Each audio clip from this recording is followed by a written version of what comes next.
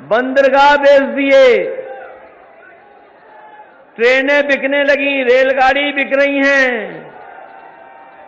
और जानकारी कर लेना कि जो रेलवे स्टेशन है उनकी भी सब जमीनें बेची जा रही हैं।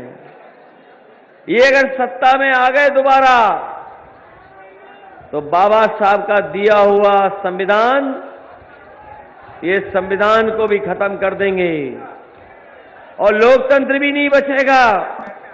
इसलिए जहां ये उत्तर प्रदेश के खुशहाली का चुनाव है, वहीं हमारा संविधान बचाने का भी चुनाव है। इसलिए जहां आपको उत्तर प्रदेश को खुशहाली के रास्ते पर ले जाना है, वहीं बाबा साहब का दिया हुआ हमें संविधान बचाने के लिए भी एक एक वोट गठबंधन को डालने का काम करना है। जब से समाजवादियों ने कहा है कि हम लोग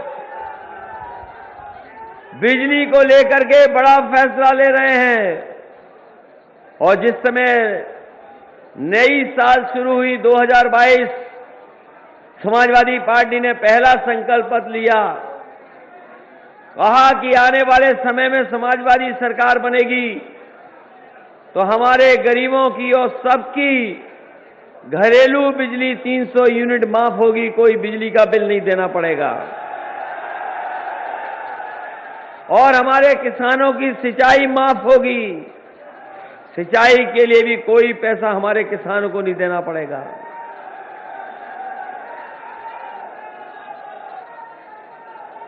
बताओ, आप चाहते हो कि सिंचाई माफ हो? और अभी धर्मेंद्र जी कह रहे थे कि इस जिले में कोई कैनाल सिस्टम नहीं है कि जहां पर किसानों को सिंचाई मिल सके। लिफ्ट कैनाल नहीं है। कुछ काम पुरानी सरकार में हुआ था, आगे नहीं बढ़ पाया। जैसे ही भारतीय जनता पार्टी की सरकार आई, इन्होंने वो काम रोक दिया। मैं अपने बदायूं के किसानों को भरोसा दिला के जा रहा हूं कि समाजवादी सरकार बनेगी तो खेतों तक नहर का पानी कैसे पहुंचे, लिफ्ट कैनाल अपनी बनाने का काम होगा। ये जो मेडिकल कॉलेज बगल में रखा है, खड़ा है, ये मेडिकल कॉलेज बन जाता तो हमारे बदायूं के लोगों की जान नहीं जाती, न जाने कितने लोगों का यहां इलाज हो जाता। समाजवादी सरकार थी तो मेडिकल कॉलेज बन रहा था और सब सुविधाएं यहीं पर मिलने जा रही थी। जो बड़ी बड़ी बीमारियां हैं, गंभीर बीमारियां हैं, उनका भी इलाज इसी मेडिकल कॉलेज में हो जाता। इस सरकार ने पूरा नहीं होने दिया। और याद कीजिए, वो कोरोना का समय जब बीमारी आई थी, लोगों को ये सरकार न बिस्तर दे पाई, न दवाई दे पाई, और सांसों के लिए सबसे जरूरी थी ऑक्सीजन, वो भी सरकार नहीं दे पाई। अगर ये मेडिकल कॉलेज चल रहा होता, अस्पताल पूरा बन गया होता, तो हमारे तमाम गरीब लोगों की जान यहीं पर बच जाती। उनकी जान नहीं जाती, कोरोना के समय पर इसी अस्पताल में इलाज हो जाता, इसी मेडिकल कॉलेज में इलाज हो जाता। इस सरकार ने आधा अधूरा छोड़ दिया है। हम आपको भरोसा दिला के जा रहे हैं, ये मेडिकल कॉलेज ऐसा बनेगा, इसके साथ साथ अगर पैरामेडिकल कॉलेज भी बनाना पड़ेगा, नर्सिंग के लिए भी अगर इंतजाम करना पड़ेगा, तो आपकी समाजवादी सरकार बनेगी तो तमाम इंतजाम यही हो जाएंगे। गरीबों को और हमारे किसानों को कहीं दूर इलाज के लिए नहीं जाना पड़ेगा, यहीं पर इलाज उनको सस्ते में और गंभीर से गंभीर बीमारी में कोई पैसा नहीं देना पड़ेगा। ये इंतजाम समाजवादी लोग करेंगे। ये बीजेपी के लोग बताएं, बीजेपी के लोग बताएं कि उन्होंने मेडिकल कॉलेज का काम क्यों रोका। वैसे तो प्रधानमंत्री ने नए नए मेडिकल कॉलेज का उद्घाटन किया था, लेकिन जिन कॉलेजों का उद्घाटन हुआ है, एक भी मेडिकल कॉलेज चल नहीं रहा है।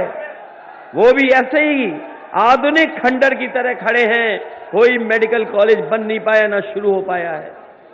इसलिए समाजवादी पार्टी ने तय किया है कि जिस तरीके से गरीबों को एम्बुलेंस मिलती थी, याद होगा आपको, कोरोना के समय पे जब सब चीजें बंद हो गई, कारखाने बंद हो गए, उद्योग बंद हो गए, बाजार बंद कर दिए गए, अगर कोई गरीबों की मदद कर रही थी तो यही समाजवादी सरकार में शुरू गई एम्बुलेंस 108 और 102 गरीबों को जाकर के मदद करने का काम कर रहे थे। आज भी अगर सड़क पर और 100 नंबर या 112 मिलाते होंगे आप, परेशानी तकलीफ में झगड़े में, अगर पुलिस की मदद के लिए कोई मदद के लिए सबसे पहले आता है तो 100 और 112 नंबर ये समाजवादियों ने शुरू की थी और इसलिए ये व्यवस्था बनाई थी कि हमारे गरीबों को थाने के न भागना पड़े। अगर खेत में झगड़ा हो जाए, सड़क पर कोई झगड़ा हो जाए या किसी तरह की कोई बात हो जाए, पानी को लेकर के झगड़ा हो जाए या वाद विवाद हो जाए, गरीब फोन मिलाकर के पुलिस को मदद मांग सकता था और 100 नंबर मिलाकर के 15 मिनट या 20 मिनट में पुलिस उसके पास पहुंच जाती थी, मदद करती थी। लेकिन बाबा मुख्यमंत्री ने 100 नंबर को 112 जब से किया है तब से हमारी पुलिस भी कबाड़ा हो गई है। बताओ कबाड़ा हो गई कि नहीं हो गई? और जो गाड़ियां दी थी, गाड़ियों के टायर तक नहीं बदल पा रही है सरकार, केवल नंबर बदल दिया, 100 से 112 कर दिया। कहने को तो ये डबल इंजन की सरकार है, कहने को तो डबल इंजन की सरकार कह रहे हैं, लेकिन डबल इंजन की सरकार में एक ही चीज डबल हुई है, वो है भ्रष्टाचार। बताओ भ्रष्टाचार डबल हुआ है कि नहीं हुआ है? और हमारे बाबा मुख्यमंत्री कहते हैं कि उत्तर प्रदेश में माफिया राज है, समाजवादी पार्टी आ जाएगी तो माफिया आ जाएंगे, गुंडे आ जाएंगे, बदमाश आ जाएंगे। कभी सोचा आपने कि मुख्यमंत्री ऐसा क्यों कहते होंगे? कभी आपने सोचा कि हमारे मुख्यमंत्री ऐसा क्यों कहते हैं कि सरकार अगर बदल जाएगी तो ये सब लोग आ जाएंगे? क्योंकि जब वो सवेरे उठते हैं और शीशे को देखते हैं तो शीशे में जो दिखाई देते हैं उन्हीं के बारे में पूरे दिन चर्चा करते हैं चुनावी जनसभा में। जो उन्हें सबसे पहले शीशे में दिखाई देता है उन्हीं के बारे में चर्चा करते हैं।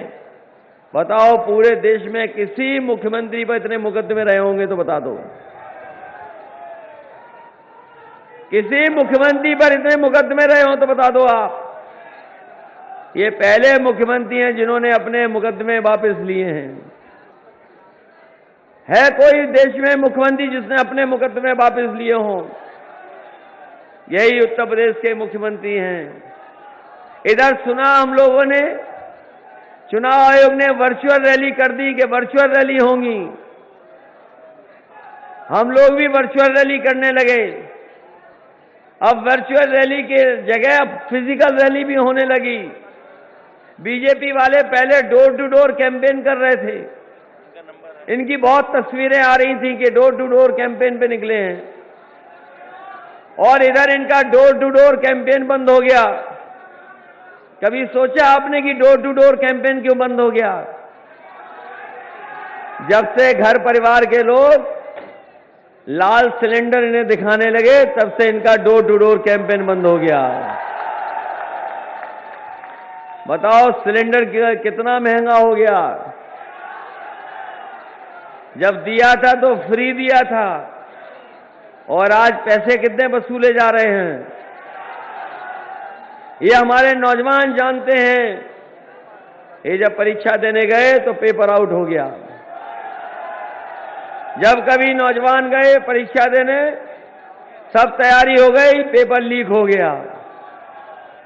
न जाने कितनी परीक्षाएं रद्द हो गईं। 5 साल में न जाने कितने नौजवानों को नौकरी रोजगार ये सरकार दे देती, लेकिन किसी नौजवान को रोजगार नौकरी नहीं दी। अगर शिक्षा मित्र वाले गए तो उन्हें अपमानित होना पड़ गया, लाठी इस सरकार ने मारी। ये हमारे खड़े हैं बीए या टीटी वाले लोग, पिछले कितने वर्षों से आंदोलन कर रहे हैं, लगातार सरकार से लड़ रहे हैं, लेकिन सरकार ने इनके लिए कोई रास्ता नहीं निकाला। इसी तरह बीटीसी वाले हैं, बीपीएड वाले हैं, बीएड वाले हैं, 69,000 वाले हैं। हर तरह का भेदभाव हो रहा है सरकार में। हम इन तमाम संगठनों को भरोसा दिलाना चाहते हैं। समय समय पर ये लोग हमसे मिले हैं। हमने इनकी सब बातों को अपने घोषणा पत्र में शामिल की है। आने वाले समय में समाजवादी सरकार बनेगी तो एक एक शिक्षा क्षेत्र में जिन लोगों के साथ अनियमितताएं हुई हैं, जिनके साथ भेदभाव हुआ है, जिनको इन्होंने सरकार ने नौकरी नहीं दी है, उन सबको समायोजित कर करके या उनका रास्ता निकाल करके या संविधान के तहत जो व्यवस्था होनी चाहिए वो व्यवस्था लागू कर करके इन नौजवानों को, इन पढ़े लिखे नौजवानों को नौकरी देने का काम समाजवादी लोग करेंगे। ये भारतीय जनता पार्टी के लोग कह रहे थे, इधर आपने सुना होगा बाबा मुख्यमंत्री कह रहे थे कि गर्मी निकाल देंगे, लेकिन जैसे ही पहले चरण का चुनाव हुआ है वहां जनता ने वोट डाला है, इनके कार्यकर्ता नेता ठंडे पड़ गए हैं और अभी तो बदायूं वालों को भी वोट डालना है। जब बताओ बदायूं वाले वोट डालेंगे तब कितने और ठंडे हो जाएंगे। ये बाबा मुख्यमंत्री ऐसे हैं जिन्होंने खेतों में तार लगवा दिए हैं। खेतों में तार हैं कि नहीं है? पता नहीं क्या करते रहे ये सरकार वाले लोग। बजट जाने कहां चला गया, बजट का नहीं पता कहां चला गया। समाजवादी सरकार बनेगी तो अपनी गाय मां के लिए कुछ भी करना पड़ेगा, सुधार करना पड़ेगा तो सुधार करके अच्छी गौशाला बना करके सेवा करने का काम हम लोग करेंगे। इधर लखनऊ में देखा होगा मुख्यमंत्री जी ने बहुत सारे लैपटॉप बांट दिए, बहुत सारी टैबलेट बांटी हैं, नौजवानों को स्मार्टफोन बांटे हैं। बताओ आप में से कितने लोगों को मिल गया जो बाबा मुख्यमंत्री ने दिया है? बाबा मुख्यमंत्री ने नहीं दिया आपको लैपटॉप, और वो देते भी कैसे, क्योंकि वो खुद चलाना नहीं जानते हैं। इधर वो सीख रहे हैं स्मार्टफोन कैसे चलाया जाए। वो तो ऐसे हैं जो स्मार्टफोन भी नहीं चला पा रहे। अरे बदायूं के नौजवान जिनके हाथ में है स्मार्टफोन, ये अपने आप चलाना सीख गए। बताओ बाबा जी इसको भी चलाना नहीं जानते।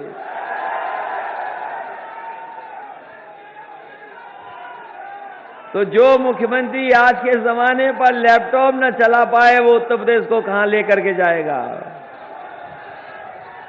समाजवादियों ने सड़क बनाई थी, हालांकि इस हिस्से में नहीं बनी है वो, लेकिन देश की सबसे अच्छी सड़क बनी है। वो जो आगरा लखनऊ से लेकर के गाजीपुर तक सड़क बनी है वो समाजवादियों की देन है। सबसे बड़ी सड़क बनी है देश की, सबसे अच्छी सड़क है वो ऐसी सड़क समाजवादियों ने बनाई थी कि समय आने पर अगर इमरजेंसी है तो उस पर हवाई जहाज उतर सकते हैं, लड़ाकू विमान उतर सकते हैं। और अगर समाजवादियों ने ऐसी सड़क न बनाई होती तो शायद हमारे देश के प्रधानमंत्री किसी सड़क पर नहीं उतर पाते। अगर किसी की सोच है और समाजवादियों का काम है जिसकी वजह से ऐसी सड़क बनी है कि जरूरत पड़ने पर एयरफोर्स के और कभी लड़ाई हो जाए, कभी हमारे एयरपोर्टों से न हवाई जहाज उड़ पाए, तो वो सड़क ऐसी बनी है कि जरूरत पड़ने पर वहां पर हवाई जहाज उतर सकते हैं। ये समाजवादियों की सोच है।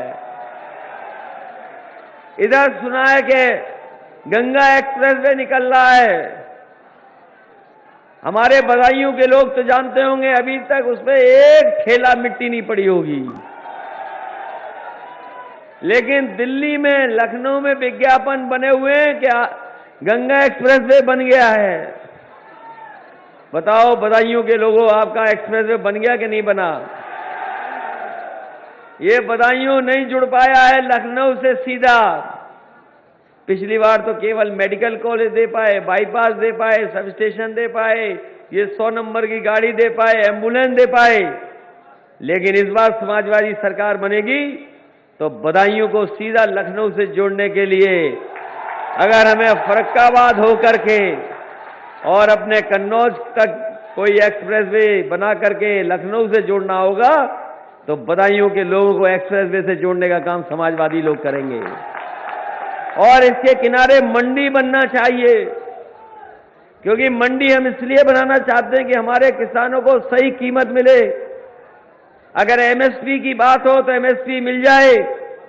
समाजवादी पार्टी ने अपने मैनिफेस्टो में लिखा है कि अगर किसानों के लिए उनकी फसल के सही कीमत दिलाने के लिए अगर मंडी बनानी पड़ेगी या वो स्थान बनाने पड़ेंगे जहां किसानों को अपनी फसल की सही कीमत मिल जाए, तो समाजवादी सरकार में एमएसपी दिलवाने के लिए आपके लिए इंतजाम करने का काम समाजवादी सरकार में होगा।